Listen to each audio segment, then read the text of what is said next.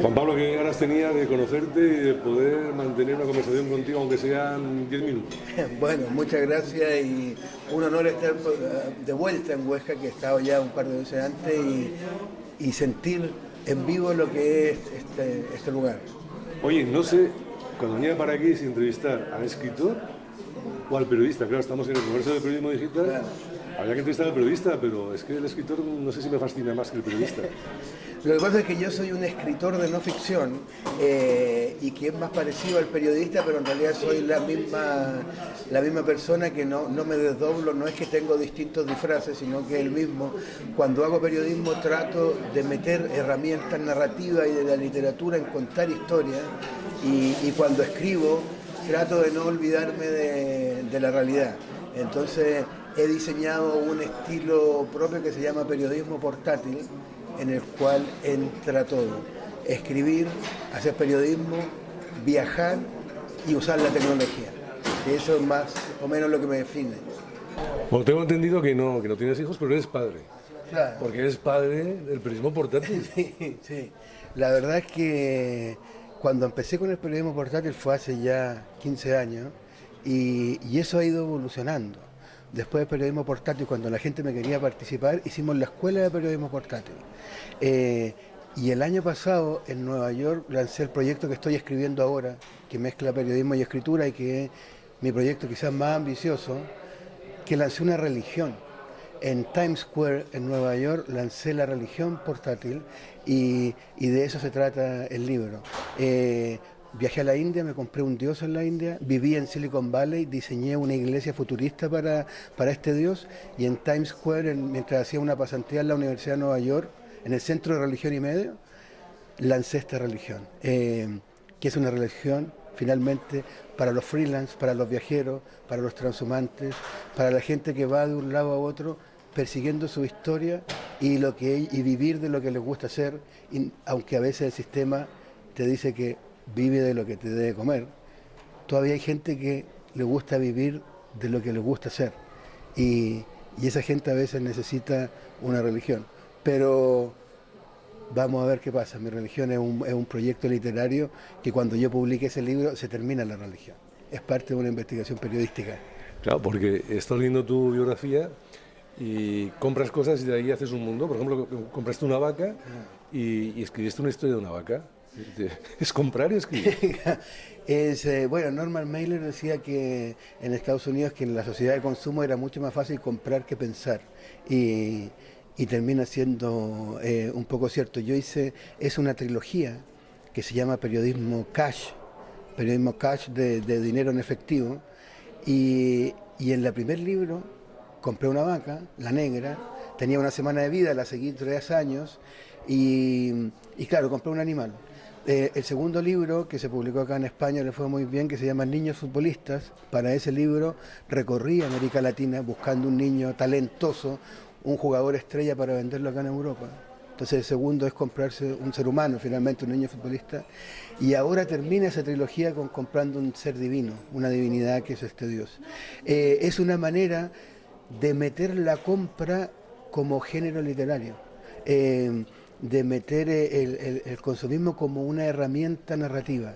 Estoy haciendo, en el mundo actual, de tanto que hay servicio al cliente y que el lector se considera un cliente más muchas veces, que se enfrenta a un autor dueño para tener una relación casi con los mismos códigos de una relación comercial, pero una relación finalmente artística y narrativa y literaria. Entonces ese es el proyecto en el que estoy ahora. Juan Pablo, en este peregrinar de tu vida, de aquí para allá continuamente, ¿te has planteado una vez sentarte en una redacción al uso tradicional? Sí, hace un par de años, siendo ya freelance, habiendo hecho toda mi carrera freelance, me invitaron a trabajar en un medio, a dirigir un medio en Chile, y estuve 3 años en eso. Fue una cosa fascinante, sobre todo en tiempos actuales que los medios tradicionales están muy complicados, están casi por desaparecer, digamos, muchos de ellos.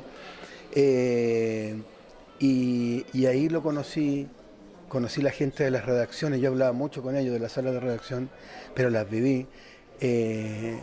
y me pareció que era que estaba viviendo parte de una historia que se terminaba, ¿no? De una fiesta en la que ya se habían ido la gente más entretenida y quedaban los últimos borrachos que no se quieren ir porque no saben dónde irse o porque quieren seguir tomando, pero como que las cosas fuertes y creativas no estaban pasando ahí. Y hoy siento que yo tengo un proyecto de educación online, de pensar el futuro del periodismo a partir de la academia, pero de una academia distinta, no la tradicional, y todos esos proyectos creativos de dónde puede ir la industria, no los veo hoy en las salas de redacción tradicional. En las salas de redacción tradicional los periodistas, en la hora del café o de la cerveza después sus temas son cuándo nos van a despedir o a mi amigo del otro lugar lo despidieron. No son esas emblemáticas noches de la bohemia, de pensar los proyectos, de cómo vamos a contar historias. Finalmente a los periodistas nos gusta contar historias, pero dentro de las redacciones hoy se están contando solamente historias que tienen que ver con un plan laboral y no pensar las nuevas historias que se pueden contar mañana.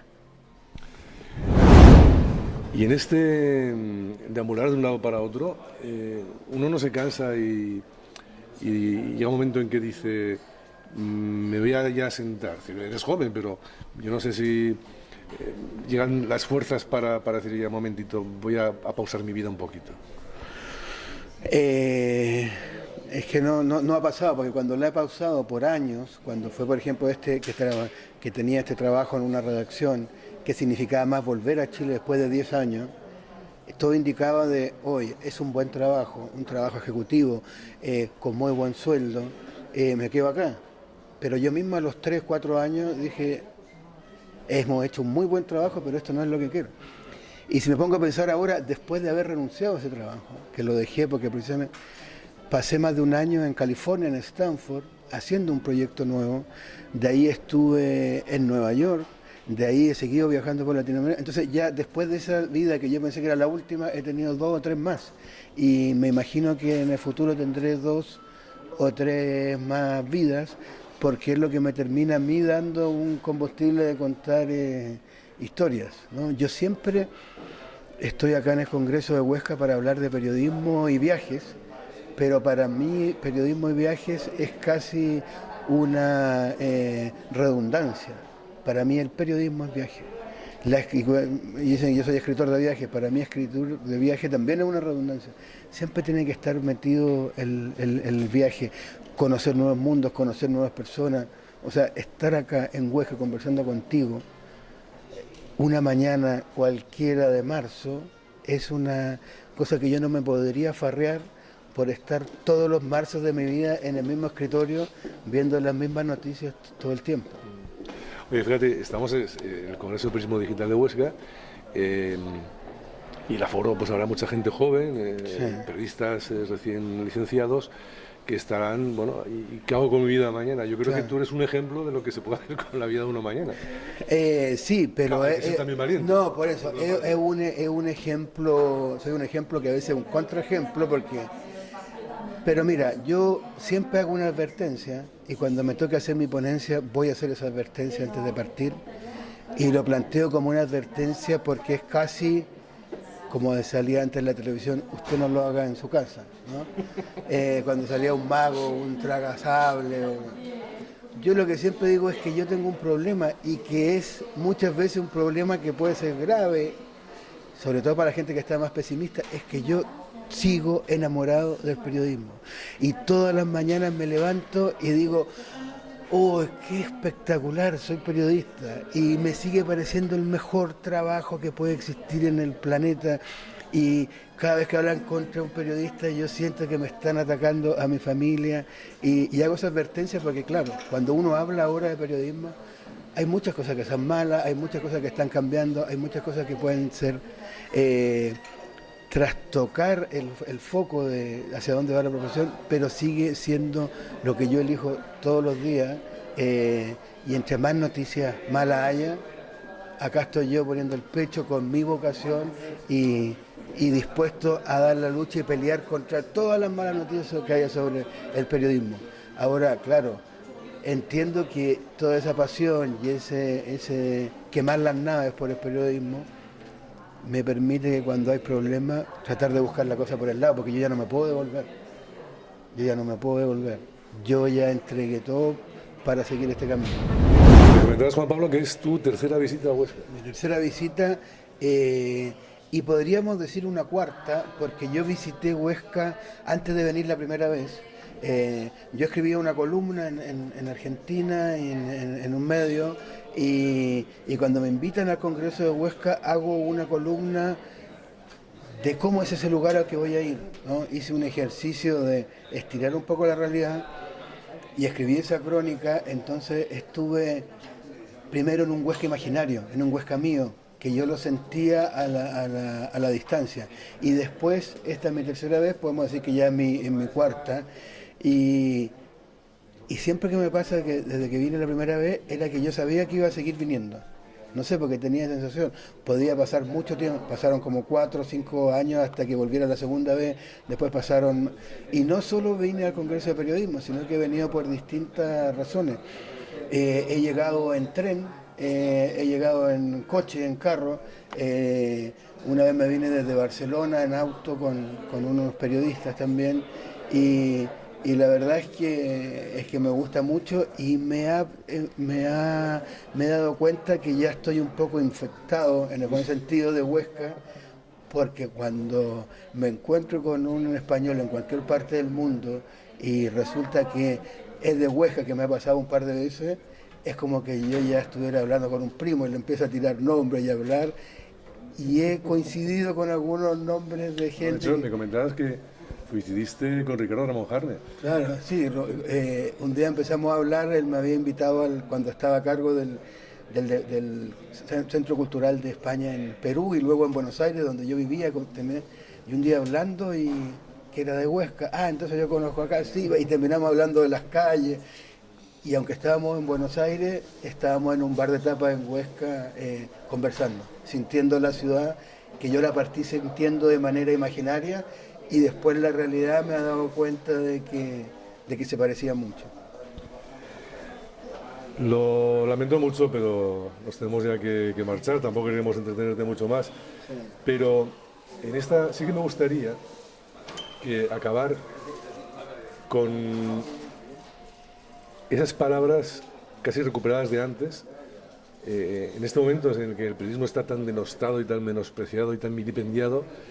Tú que eres un amante, como has señalado, de esta profesión, que le hicieras ese cariño e intentaras quitarle, con tu buen decir, todos esos lastres que en este momento está bendita y maldita profesión. Claro.